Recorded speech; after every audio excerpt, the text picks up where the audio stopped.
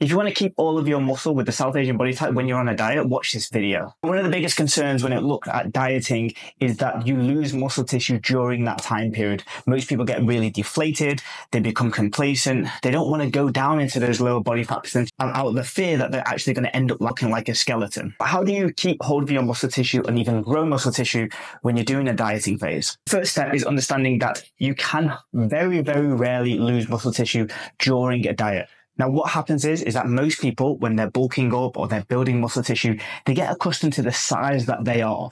What means is like they fill into their t-shirts, they like the way their butt feels in jeans, and they think that that is the muscle tissue that they're building. But unfortunately, it's not really that all of the case. When you build muscle tissue, it is a really, really slow process that is like 1 pound, 2 pounds per year over the process of years. And it gets less the more that you train, the more you become an advanced trainee, as opposed to a new beginner where you get newbie gains of building muscle tissue. It's that first 6 to 12 months of training. So when people lose this volume of their muscle tissue, they lose the volume of their arm size, they use the volume of their chest, they think that's muscle tissue.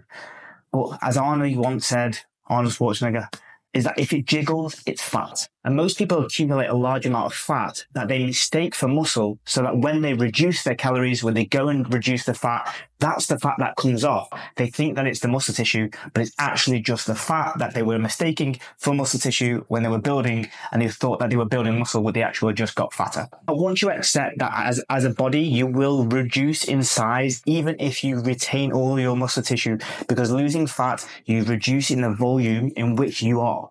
Because fat occupies dense space, and as you reduce that fat, you will get smaller by proxy.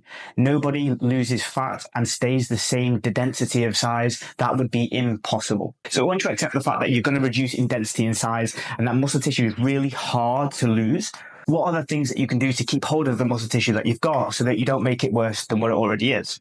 And there's 2 key factors into this. One is going to be your protein intake. Now, most people talk about the exact grams on a day-to-day basis that you must hit. 1 times your body weight, 2 times your body weight in pounds. And they look for this mystical number that you hit on a day-to-day basis and you will not lose your muscle tissue. However, what we know from the research, when you break it down a layer deeper than just a number, we know that muscle protein synthesis spikes in 30 to 40 gram servings, which means that if you have 100 grams in one go, it's not going to spike it higher than what it normally is at 30 to 40 grams, which means that that last 60 goes to waste in terms of your potential for muscle retention and muscle building. If you want the optimal level of muscle protein synthesis, which is the recurrence of fibers getting resynthesized and in growing over time, you want to be separating your protein servings from in 30, 40 grams 4 to 5 times a day. That will allow you to get the most maximal bang for your buck, even build muscle tissue during a diet, and definitely keep hold of it. So don't worry about the overall number, worry about the portion sizes and the structure in which you have them, as opposed to that big old number that doesn't really mean anything. The second one is if you are not getting stronger, the body uses a principle called use it or lose it. As you go into a diet and you get weaker, a little more energyless, and you start being more tired, you start to slack on the ability to get stronger in the gym.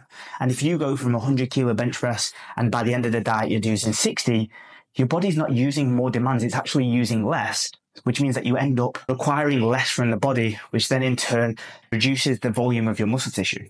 There's a difference in volume of muscle tissue versus losing muscle tissue fibers. That is very hard.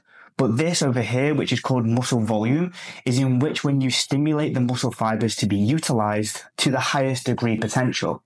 So if you're not utilizing it, you're going to lose it in terms of its diameter and go smaller. Just think, if you're using 60% of something, you're not getting the full potential. So what you need to do is focus on getting your weight as progressive, as strong as you can during the dieting phase, and at worst, holding on to your numbers. The reason why you want to hold on to your numbers at worst is because if you're going from 80 kilos down to 70 and you hold on to the same numbers, by ratio of your weight versus the weight that you're using in the gym, you are a stronger human, right? If a 60 kilo person benches 100 kilos versus a 100 kilo person benching 100 kilos, the 60 kilo person is actually stronger because of their body weight is less than the other person's. So pound for pound of their body weight, they are stronger because they're utilizing a bigger weight in comparison to percentages. So you want to make sure that you're getting stronger over time to make sure you're including this into your regime. If you do those two things and you accept the fact that your density will go smaller, you will feel a smaller frame during the fat loss phase, you'll be unstoppable in getting in amazing shape. And if you want the exact way that we get our South Asian clients in amazing shape with the South Asian body type, dropping fat, building muscle tissue, and maintaining these results forever, drop me a message in the comments saying guide, and we'll send you over the exact way, the do's and the don'ts of how you can get in amazing shape with the South Asian body type, all for free within the comment section.